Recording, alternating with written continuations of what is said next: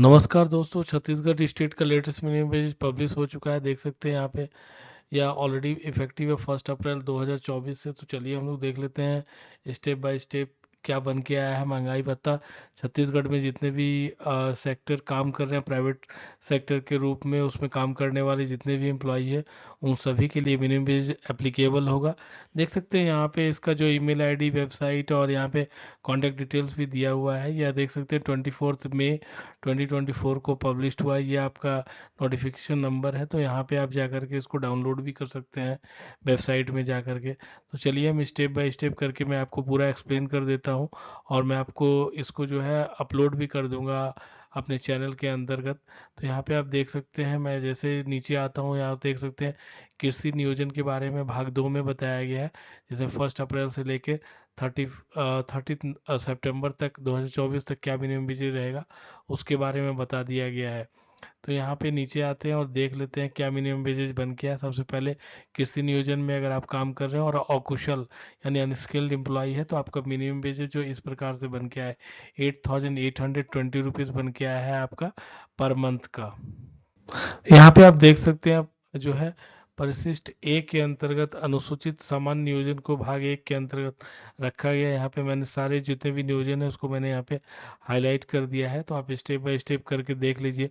Almost 45 यहाँ पे sector को रखा गया है और इसमें काम करने वाले जितने भी एम्प्लॉई है सभी को इस मिनिमम वेजेज का बेनिफिट मिलेगा। ऑलरेडी 1 अप्रैल से इफेक्टिव है, तो आपको पता है कि ऑलरेडी हम लोग अभी जून में आ गए हैं। तो जो भी है 1 अप्रैल से आपका जो भी बढ़ोतरी होगा जो भी आपके मिनिमम वेजेज में, उसके आधार पे आपके सीटीसी और टेको में बढ़ोतरी देखने को मिलेगा। तो वो सारा जो भी वेजेज है वो आपको एज ए एरियर के रूप में जून मंथ का जब भी सैलरी रिलीज होगा तो आपको मिल जाएगा। तो यहाँ पे आप देख सकते हैं सभी को रखा गया। भाग 2 में कृषि नियोजन ऑलरेडी मैंने एक्सप्लेन कर दिया, उसके नीचे में अगरबत्ती और तंबाकू उद्योग के बारे में बताया गया है। तो चलिए अब देख लेते हैं क्या बन के आया। देखिए यहाँ पे परिशिष्ट जो है बी है, इसमें स्पष्टीकरण के बारे में बता दिया गया है किस प्रकार से आप इसको निकाल सकते हैं। 26 से भाग दे के पर डे का निकाल सकते हैं।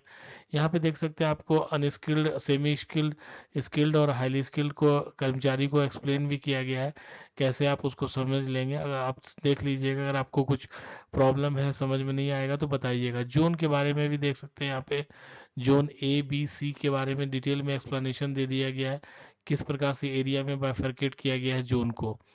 अब नीचे आते हैं और देख लेते हैं। यहाँ पे देख सकते हैं अनुसूची खो के अंतर्गत 45 नियोजन में जो भी है मिनिमम वेजेस इस प्रकार से बन के आया। यहाँ पे देख सकते हैं 45 नियोजन में 1 अप्रैल 2024 से लेके 30 सितंबर तक इस प्रकार से श्रमिकों वर्गों के लिए अनस्किल्ड में सबसे पहले ए कैटेगरी में देख सकते हैं 10,900 पर मंथ का है। बी कैटेगरी में 10,640 रुपीज़ है और सी कैटेगरी में देख सकते हैं 10,380 रुपीज़ है।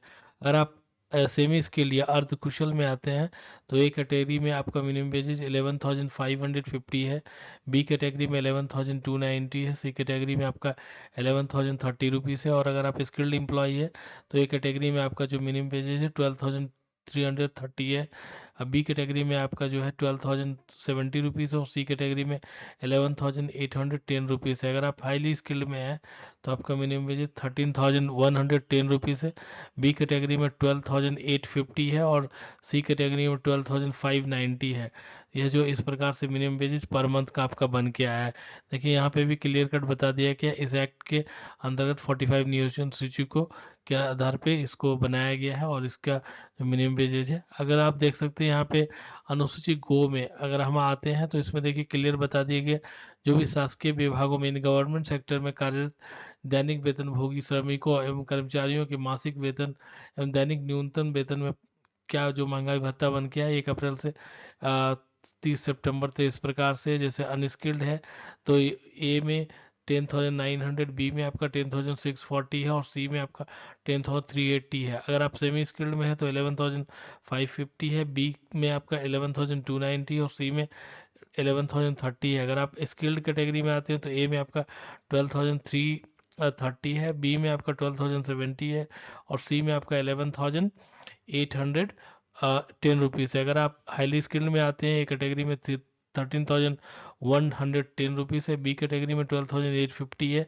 और सी कैटेगरी में आपका 12,590 रुपीज़ है। तो यहाँ पे आप देख सकते हैं इस प्रकार से मिनिमम वेजेस बनाया गया है। इसी के आधार पे आपको सीटीसी ब्रेकअप और आपके टेकों में बढ़ोतरी देखने को मिलेगा।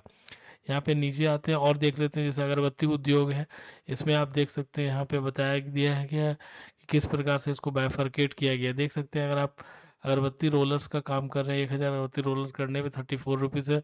सुगंधित टेंट सेंटर को भी सेम प्राइस दिया गया, थोड़ा सा पैसे में जो इंक्रीमेंट हुआ बिना सिलोफोन जिलेटिन वगैरह, इसमें सारा एक्सप्लेन किया गया है कि प्रति ग्राम के आधार पे प्रति सैकड़ा में क्या आपका वेजेज बन के आएगा। इसमें और डिटेल में यहाँ पे दिया गया है, तो आप देख लीजिएगा और समझ लीजिएगा। अगर कोई क्वेरी हो तो बताइएगा, मैं आपको गाइड कर दूंगा।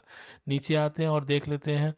यहाँ पे आप नीचे आते हैं जैसे, तो यहाँ पे देखते हैं कि जो है और भी कुछ होना चाहिए यहाँ पे। हाँ, देख सकते हैं यहाँ पे अनुसूचित फॉर्म में यहाँ पे तंबाकू और बीड़ी बनाने से रिलेटेड जो भी विनिर्माण योजना है उसका में क्या बताया गया। बीड़ी रोलर 1,000 बीड़ी के लिए आपके 120 रुपये 29 पैसे प्रति हजार पे मिलता है। इसमें और भी बहुत सारे कैटेगरी में बाइफरकेट कर दिया गया है। आप यहाँ पे देख लीजिए और समझ लीजिए। अगर आपको कोई कठिनाई होगा या कोई क्वेरी है, कंसर्न है, तो बिल्कुल आप बताइएगा।